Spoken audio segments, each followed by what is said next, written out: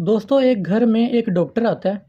Mother اسے receive کرتی ہے دروازے سے اور وہ کہتی ہے کہ ڈاکٹر صاحب جلدی آئیں، میری بیٹی بہت زیادہ بیمار ہے۔ وہ ڈاکٹر کو اپنے ساتھ لے کر کچن میں چلی جاتی ہے اور وہ کہتی ہے کہ ہم نے اسے کچن میں رکھا ہے تاکہ یہ اور زیادہ بیمار نہ ہو جائے، کیونکہ کچن کا ٹیمپریچر تھوڑا گرم ہے۔ دوستوں بچی اپنے باپ کی گود میں بیٹھی ہوتی ہے، نہ وہ کچھ بولتی ہے نہ ہلتی ہے اور نہ اس کے فیس پہ کوئی ایکسپریشن ہوتا ہے، بلکہ وہ مسلسل ڈاکٹر کو گھور رہی ہوتی ہے اور اس کے ماں باپ کافی پریشان ہوتے ہیں کیونکہ ان کی بیٹی بیمار ہے۔ بچی کا باپ ڈاکٹر کو بتاتا ہے کہ یہ پچھلے 3 دنوں سے بیمار ہے اور ہمیں نہیں پتہ یہ کیسے ہوئی۔ میری وائف نے پچھلے 3 دنوں سے کئی چیزیں ٹرائی کیں جیسا کہ اکثر ماں باپ کرتے ہیں، لیکن اس کی حالت ٹھیک ہونے کی بجائے اور زیادہ بگڑ گئی، تو اس لیے ہم نے آپ کو بلایا تاکہ آپ ہمیں بتا سکیں کہ مسئلہ کیا ہے۔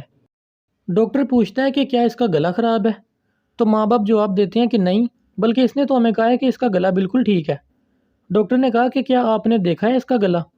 تو مدر نے جواب دیا، انہوں نے کہا کہ میں نے ٹرائی کیا لیکن میں کچھ دیکھ نہیں پائی۔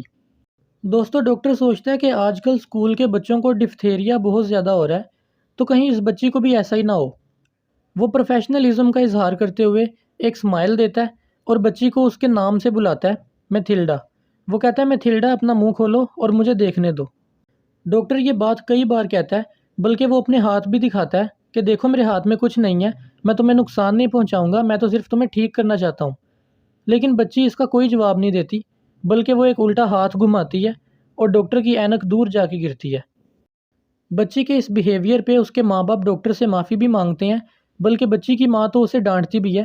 وہ کہتی ہے دیکھو تم نے اتنے اچھے آدمی کے ساتھ کیا ہے۔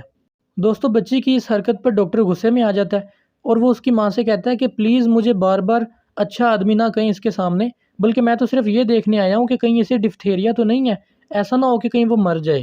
ڈاکٹر بچی کو کہتا ہے کہ اب تم اتنی بڑی ہو چکی ہو کہ تم مجھے سمجھ سکتی ہو میں کیا کہہ رہا ہوں، اب تم اپنا منہ کھولو گی یا ہم اسے خود کھولیں؟